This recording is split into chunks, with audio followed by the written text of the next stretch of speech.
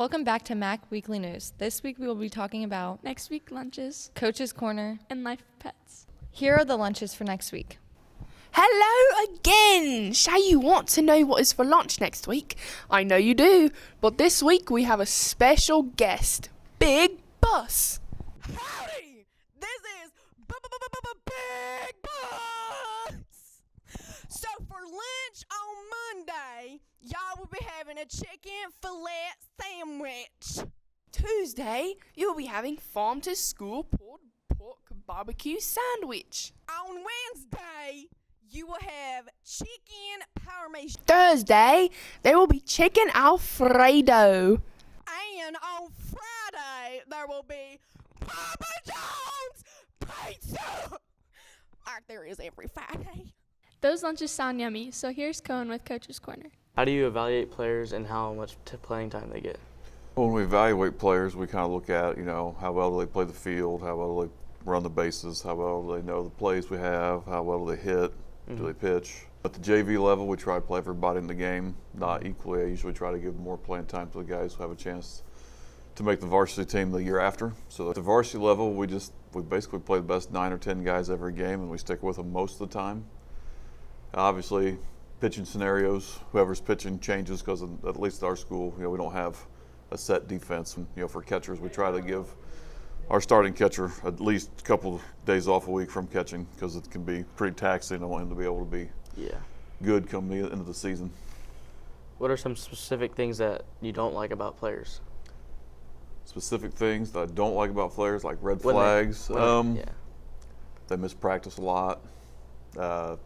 Guys who make excuses for why they can't do something. That's usually a red flag. Guys who don't make grades is a red flag because I've done this long enough that I know that if you have a hard time concentrating in the classroom, you have a hard time concentrating in baseball. So winter workouts, I think this winter we had a great turnout all winter long from guys who didn't play sports, and it kind of just goes right into the spring. Guys who don't show up all the time to winter workouts usually don't show up every time to practice. So what are some green flags that? Green flags, things I like to see. I like to see guys who are aggressive. I like to see guys who are able to handle mistakes well.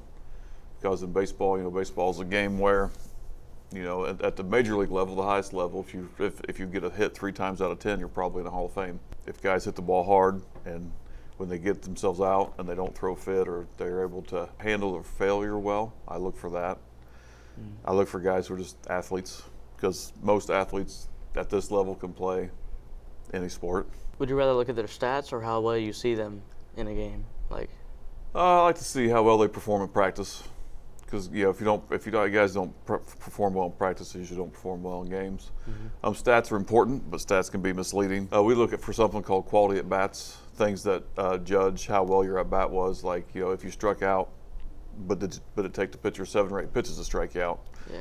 Did you hit the ball hard somewhere? Make good barrel contact, and that's a good chance you're still you're gonna play a lot. Do you like to make changes to your lineup often, or usually keep the same? Changes to the lineup, I like to, if it's working, I like to roll with it. But I think this year we're gonna have, with the different pitchers we're gonna run through, and each pitcher adjusts who's gonna play what position. Usually for the lineup itself, I like to stick a guy in the leadoff spot who gets on base a lot. And the 2-hole guy, I like a guy who makes a lot of contact. And then for 3 and 4, I like guys who don't strike out as much but still hit with some power. And then after that, we just kind of go best hitter available. Yeah. Let's say they're really good, but they're slacking in school. Do you look past that skill? Yes and no. Depends. It depends. I think as long as I've coached baseball, I feel like the guys who are lazy in school, you can't always trust them to not be lazy in baseball. I feel like they go hand in hand a lot of times. And lastly, here's Life of Pets. I tend to eat dry cat food, big old bins. I'd say every 2 hours or so, whenever they come back inside from playing outside. Whatever bed they want to sleep on. We don't know exactly, but we know that our oldest cat, Reese, she's at least 4 years in cat years, I believe. She's an older cat. Then we have Milo that we've had since he was a little bit younger of a kitten. So he's like maybe a year. And then Mabel we've had since she was born, and she is extremely young. Mabel came from my grandpa and grandma. They came over one day and they were like, hey, we got a cat for you. And then Milo, he came from a different set of grandparents from the farm that's like right across the street. And then Reese, we got like, I'm pretty sure my mom got her from a family that lived down the road that was moving. And she's just kind of stayed by.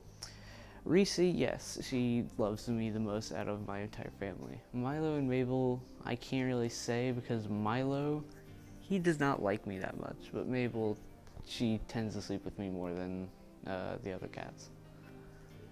Reese is kind of an old, bitter woman. Milo is energetic, he's like a younger kid. And then Mabel is like the little sister of Milo. They're both very playful, except for Reese. Come back next week for new segments.